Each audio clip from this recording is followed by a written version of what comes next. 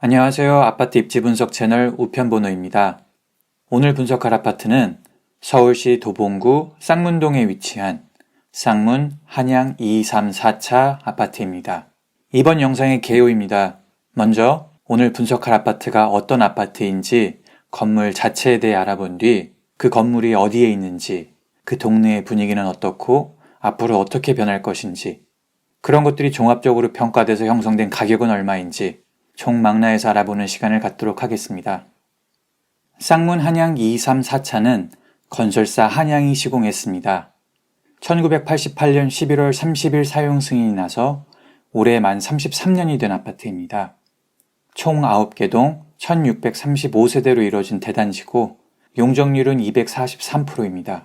90년대 이전 아파트 평균 용적률이 192%인 것을 감안하면 243%는 높은 편에 속합니다. 작년 예비 안전진단을 통과하면서 재건축에 대한 기대감이 커진 상태인데, 재건축에 대한 기대감으로 투자를 계획하고 계신 분이라면 용적률을 잘 따져보셔야 할 것 같습니다. 주차 공간은 총 500대로 세대당 0.3대, 대략 세 집당 한 대를 주차할 수 있는 공간입니다. 심각한 주차난이 단점일 수 있겠네요. 복도식 아파트인 쌍문 한양 234차는 총 9가지 타입의 평면도가 있습니다. 공급 면적 기준 38제곱미터, 46제곱미터, 64제곱미터, 77A, 77B, 93A, 93B, 102A, 102B 제곱미터 타입이 있습니다. 이 중 421세대로 전체의 25%에 해당하는 46제곱미터, 14평이 쌍문 한양 234차의 대표 평수입니다. 방 2개, 화장실 1개로 이루어진 구조입니다. 단지 내 위치는 보라색으로 표시된 9동과 10동 건물입니다. 아파트의 가격을 결정하는 가장 중요한 핵심 요소는 바로 일자리입니다. 일자리로 먹고 살 수 있는 자금력이 확보돼야 사람들이 모여들고 자연스럽게 집과 일터를 연결하는 교통이 생기면서 그 주변으로 생필품을 조달할 상권, 자녀들을 키울 학군, 휴식을 누릴 수 있는 공원 등의 인프라가 형성되기 때문입니다. 도봉구에 있는 일자리의 종류와 성격, 그리고 경쟁력에 대해 알아보겠습니다. 도봉구에 소재하는 사업체들을 산업별로 분류해 놓은 자료입니다. 첫눈에 보기엔 다소 복잡해 보이지만 사실 매우 간단한 자료입니다. 전체 사업체 개수와 종사자 수, 그리고 사업체를 다시 개인 사업자인지 법인인지 분류해 놓은 것뿐입니다. 가장 최근 자료가 2019년까지 통계인데, 사업체의 개수로는 운수 및 창고업, 도소매업, 숙박 및 음식점업이 전체의 60%를 차지하고 있습니다.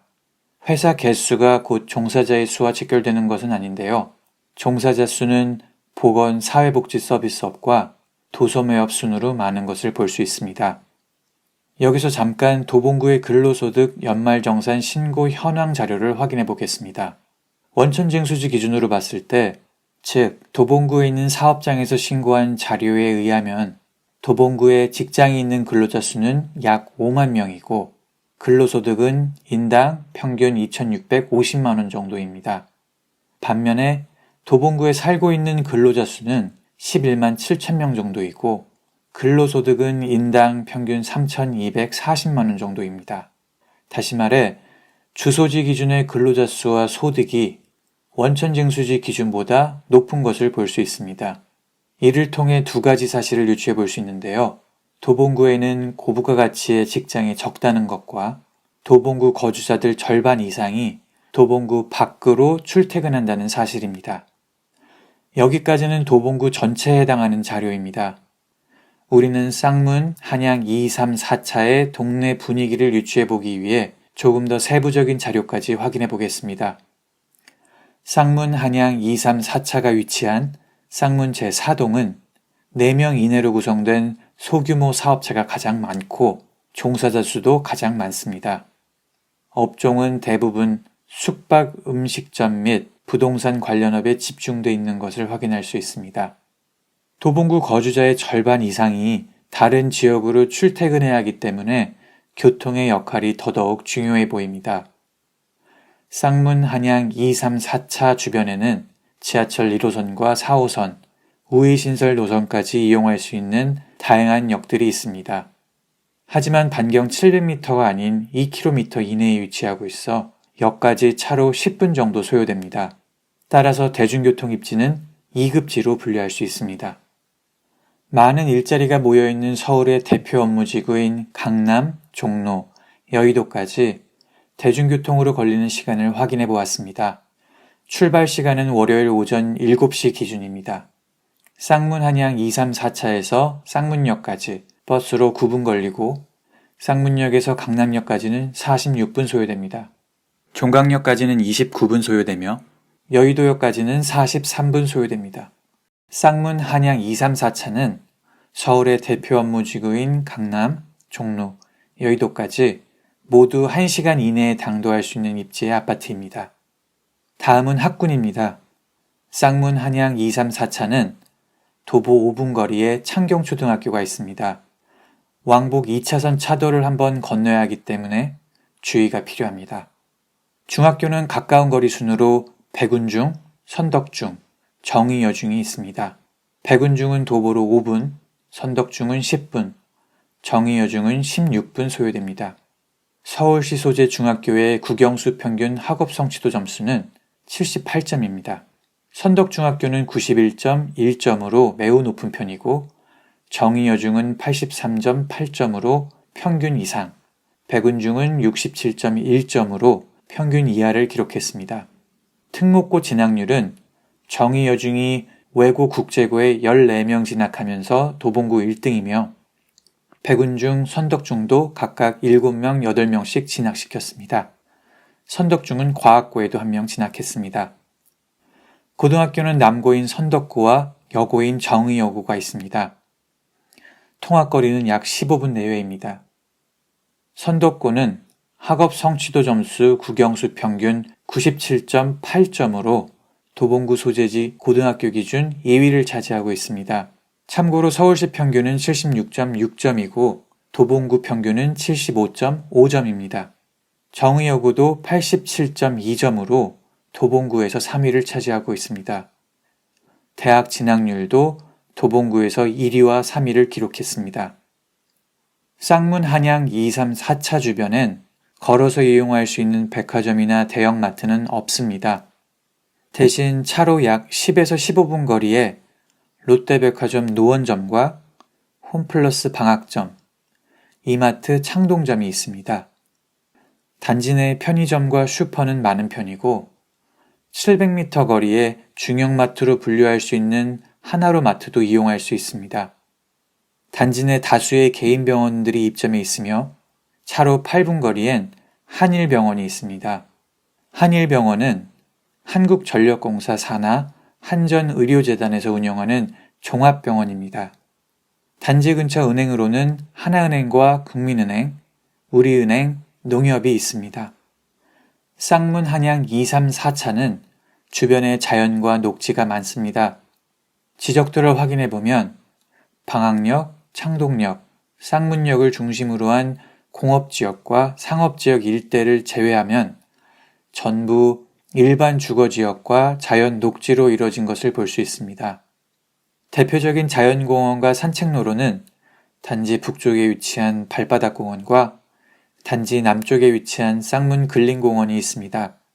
도보 25분 거리에 있는 초안산 근린공원까지 모두 같은 생활권으로 볼 수 있습니다. 다음으로 향후 쌍문 한양 2, 3, 4차의 가격을 결정하는데 중요한 요소로 작용할 아파트의 수요 공급에 대해 알아보겠습니다. 이 그래프는 도봉구 전체의 아파트 수요와 입주 물량을 보여주는 자료입니다. 22년부터 26년까지를 보면 수요에 비해 공급이 부족한 것을 한눈에 확인할 수 있습니다. 심지어 22년과 25년을 제외하면 공급 물량은 아예 없습니다. 22년에 공급되는 541세대는 쌍문동에 공급되는 물량으로 20평대 아파트 7세대를 제외하면 전부 20평 미만의 작은 평수 아파트들입니다. 자료에서도 볼 수 있듯 도봉구는 향후 4년간 아파트 공급이 계속 부족할 전망입니다. 쌍문동의 인구와 세대수 변화도 확인해 보겠습니다. 최근 1년간 쌍문동의 인구는 748명 감소한 반면 세대수는 오히려 401세대가 늘었습니다. 22년 공급되는 대부분의 아파트 물량이 20평 미만이었던 점까지 감안하면 현재 쌍문동은 1인 가구가 계속해서 증가하고 있는 추세로 해석해 볼 수 있습니다. 동네의 연령별 인구 분포도 확인해 보겠습니다. 쌍문 한양 234차가 위치한 쌍문 제4동은 50에서 54세의 거주자가 가장 많지만 특별히 편중돼 있다고 볼 수는 없습니다. 오히려 20대부터 60대까지 연령별로 골고루 분포되어 있는 것을 볼 수 있습니다. 연령별 인구 비율은 동네 분위기를 결정하는 중요한 요소 중 하나입니다.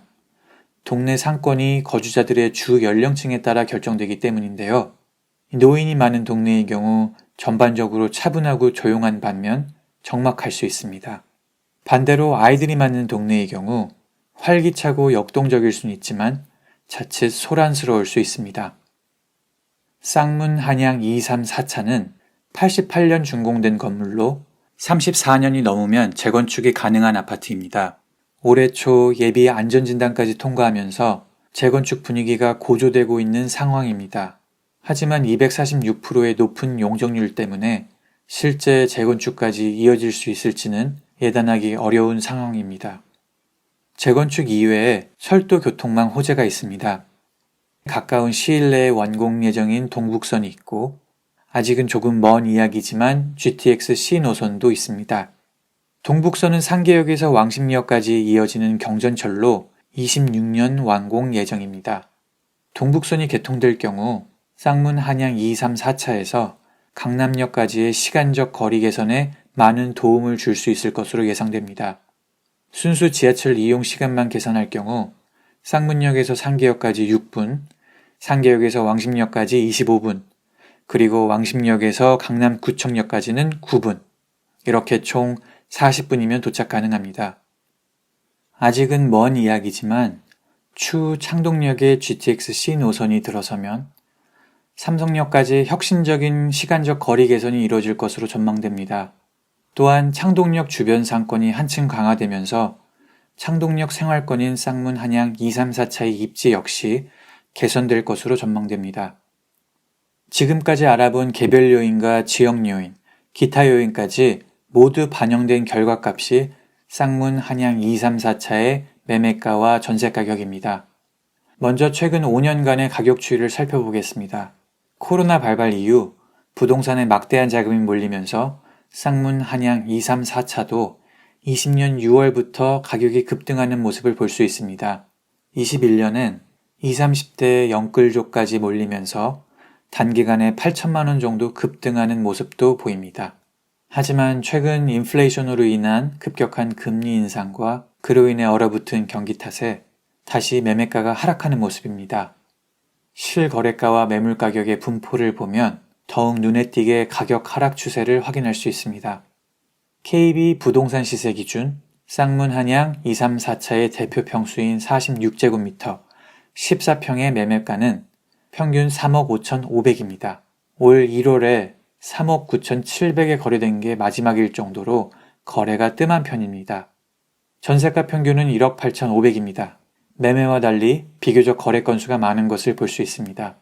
전세가는 적게는 1억 4,900부터 많게는 2억까지 약 5천만 원 정도의 편차를 보이고 있습니다.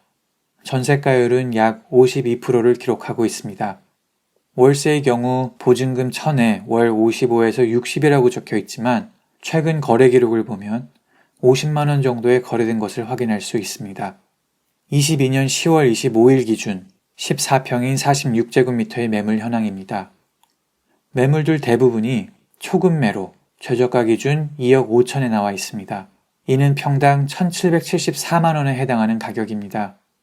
전세가율 52%를 감안하면 전세 끼고 매수할 경우 실투자금 1억 2천만 원 정도면 투자할 수 있는 매물입니다. 전세는 1억 8,500부터 다양한 매물이 올라와 있고 월세는 보증금 1,000에 65만 원짜리 매물 하나만 나와 있습니다. 여기까지가 제가 조사한 내용입니다. 여러분들의 투자에 참고가 되었으면 좋겠습니다. 감사합니다.